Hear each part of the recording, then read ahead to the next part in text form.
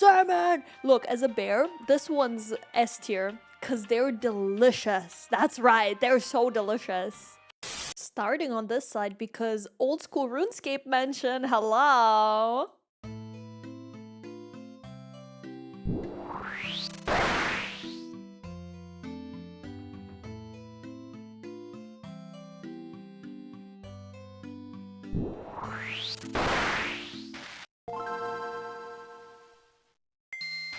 This video was made in partnership with CuriosityStream. Fish are one of the most diverse factions in the entire game. They are extremely popular among both casual and competitive players, and make up the vast majority of the aquatic player base. And with so many different potential fish builds to choose from, it can be difficult to know which builds are actually competitively viable in the current meta. So today, we're going to go through the tier list of fish. Let's go! This will by no means be a comprehensive tier list. I mean, there are more than 3,000 variants of the catfish build alone. Still, by highlighting the standout builds in both high and low tiers, hopefully I can give you a good understanding of where the fish faction fits into the current meta. And if there's a fish I didn't include, hopefully by seeing my logic in this video, you'll be able to evaluate that fish build yourself.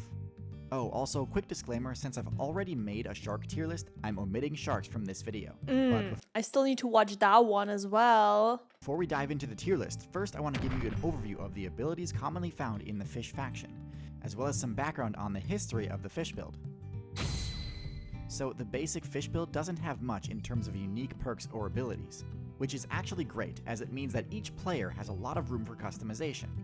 The basic fish build is most famous for its use of the fin and gill abilities, both of which offer huge advantages in water while predictably being entirely useless on land. Back during the Devonian expansion, long before the vertebrate faction had unlocked terrestrial builds, fish were the top tier build in the game, having a crushing matchup against the top arthropods, their main competitors. Dude, fish low-key fell off, now that I think about it. In today's meta though, fish have to compete with a lot more than just arthropods, and typically place below the top marine builds like cetaceans and cephalopods. And with the nerfs to the Plagiodorm armor ability that fish used to have access to, fish have had to get creative with their game strategies in order to survive the current meta. Now let's get into the tier list to see which strategies and abilities are worth speccing into if you're a fish player. Seahorses are an extremely strange build with the lowest mobility stat of any fish in the game.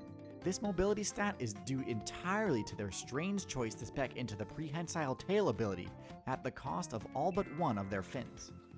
They look so strange, not gonna lie. Now don't get me wrong, the prehensile tail ability can be extremely useful, especially for arboreal builds that use them to tether themselves to trees while keeping their hands and legs free for foraging. For a marine build though, I think there are better choices available. All the prehensile tail does is allow the seahorse to anchor itself to plants and rocks, preventing itself from getting tossed around by the current, which again it wouldn't need to do if it didn't lack fins. Now, they do have pretty solid armor, which can make Why did that low-key jump scare me? them difficult to actually take out. But their extreme lack of mobility means the seahorse cannot dodge attacks.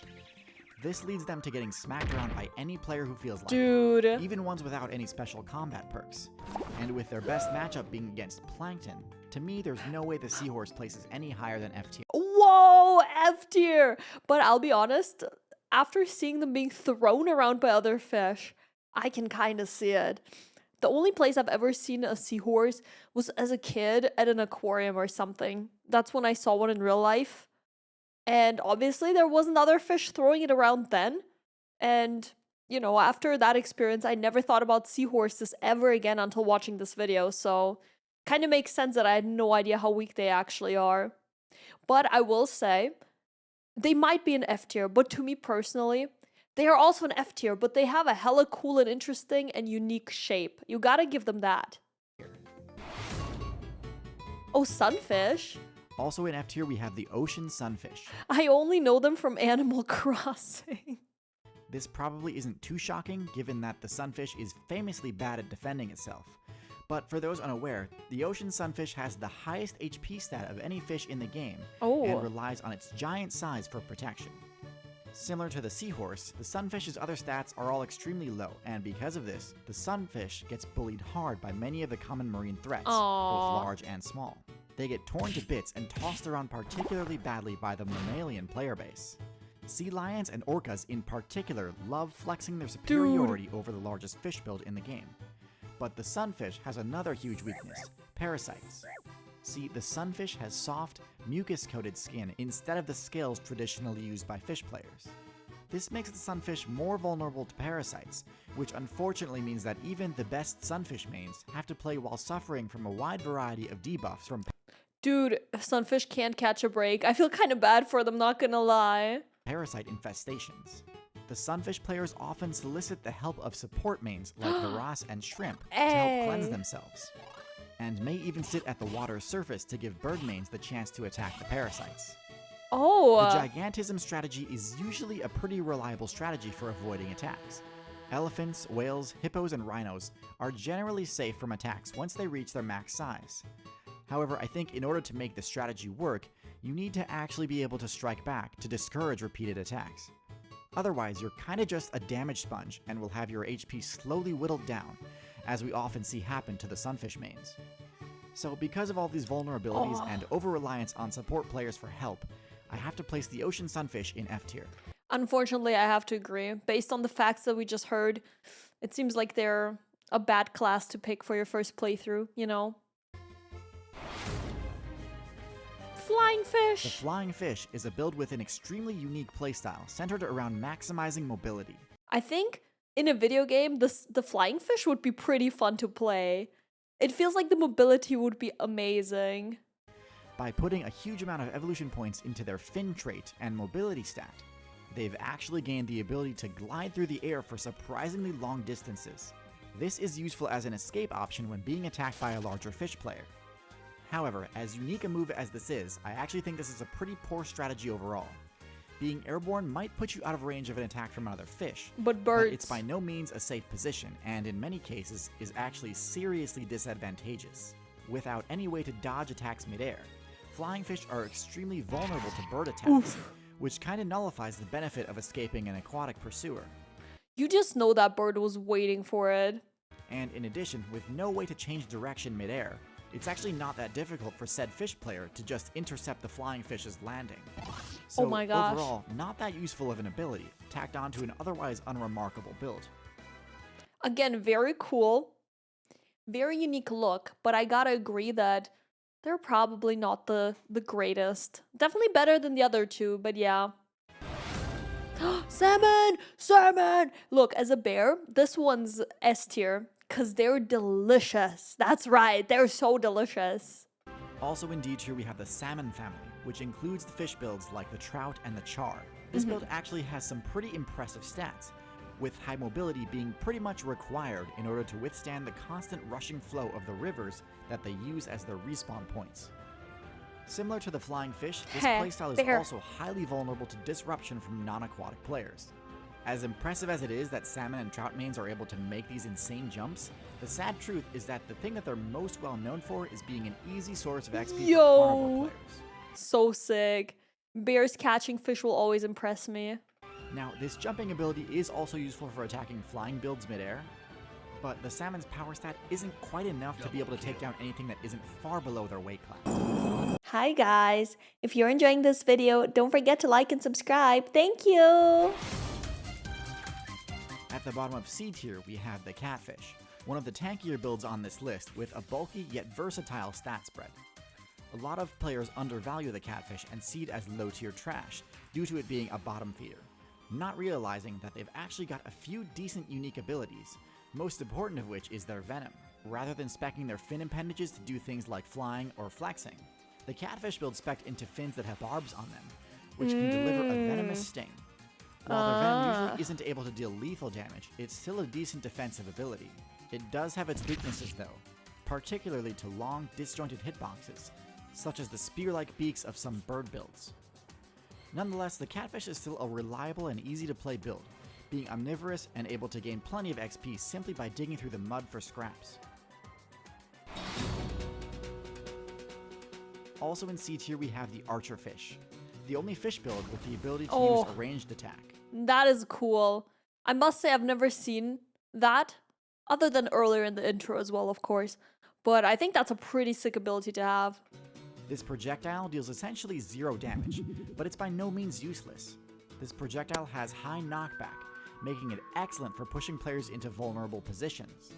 A waterlogged insect is one of the easiest targets in the game, and being able to force that type of interaction is an extremely powerful ability. This ability does have its limitations though.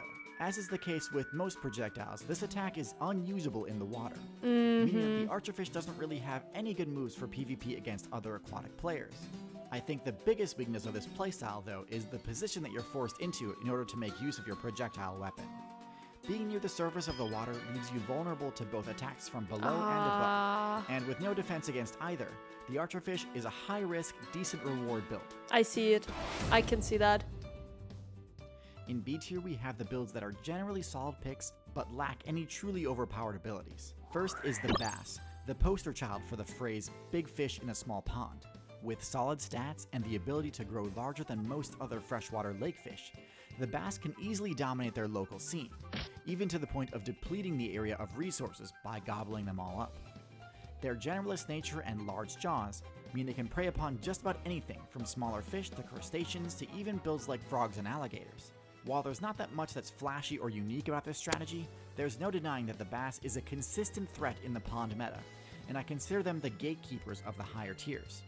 I think a bass is just sort of the boring pick. I feel like they're not very exciting fish. They just have good stats, yeah, but they also don't have anything unique about them to stand out. So I personally wouldn't play a bass. Also in B tier, we have the fish faction's premier support class, the Cleaner Ross. The Cleaner Ross specializes in cleansing larger fish players of parasites, providing an extremely useful service in the form of removing debuffs from any fish player in need, similar to the oxpecker on land.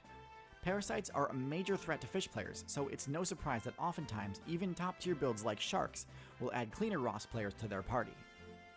Ross do have to rely on their reputation to protect them though, and while betrayals during cleansing sessions are rare, swimming into a mouthful of dagger-like teeth is not without risk. Muskellunge. Alright, now we're in A tier, and this is where things start to get a bit overpowered. First, we have the Pickerel Guild, which includes the pike and muskellunge, the most fearsome freshwater fish in the game.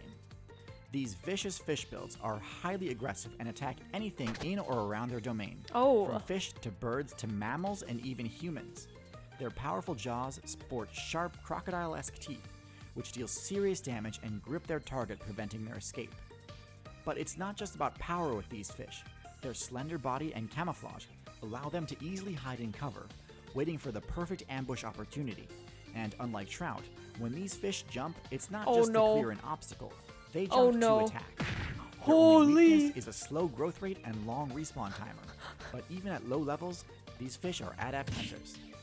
While not part of the Pickerel Guild, I also include the Barracuda in this same rating, as they have a very similar playstyle.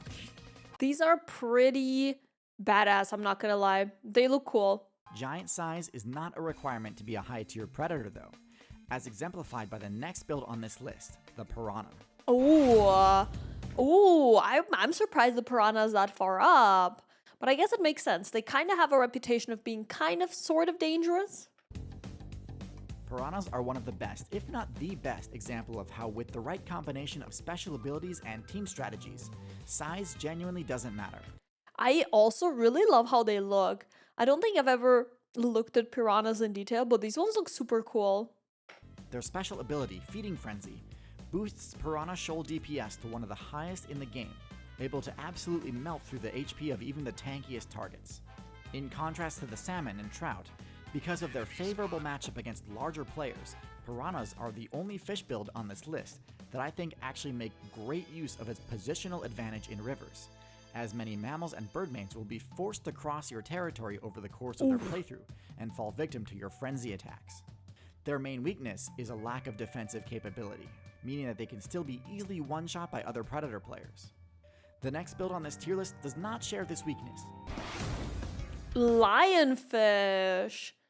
Very pretty looking. I've probably seen these before. The lionfish is one of the most well-defended fish builds in the game, relying on a huge arsenal of venomous spines to deal serious damage to attackers, similar to the porcupine build on land.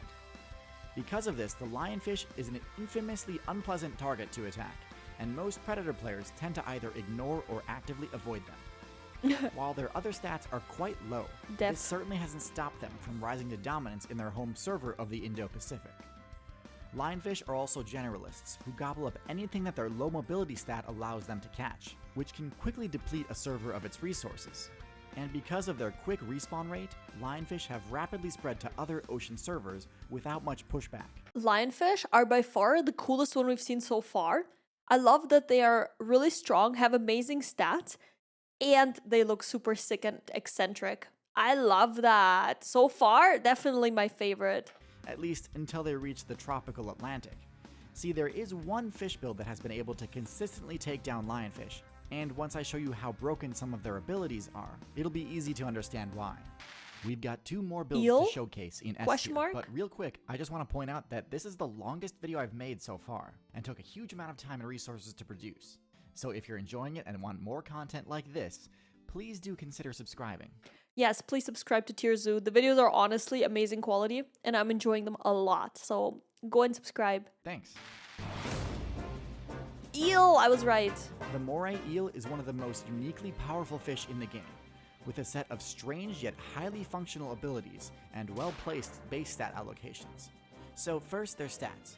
While the highest aquatic power rating falls to sharks and whales, a close runner-up is the moray. Their teeth resemble broken glass and can do similarly brutal damage in combat.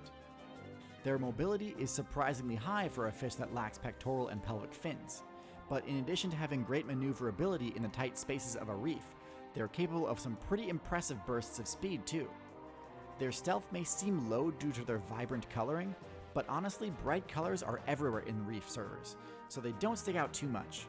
In fact, their ability to contort and fit into crevices and other tight spaces gives them a pretty huge advantage for ambushing other players. Oh my gosh. The way it was just waiting there was amazing. Where things get interesting though is with their defense. The moray has a slime-based special ability, which serves multiple defensive purposes. It protects them from taking abrasion and puncture damage while passing through sharp coral and jagged spaces within the reef. But perhaps more surprisingly, it's great at deflecting damage from things like teeth and spikes. Not only does this give them a great matchup against sharks, but it also makes them one of the only builds in the game capable of taking down the lionfish. This excellent matchup spread makes placing the moray eel in S tier an easy decision. Ooh, billfish. This one looks a bit cooler than the eel, and if it's also an S tier, I gotta give the crown to billfish for real, for real. The final build on this tier list is the billfish. Wow. This includes the marlin, swordfish, and sailfish. Oh, they're huge. All of which have similar playstyles.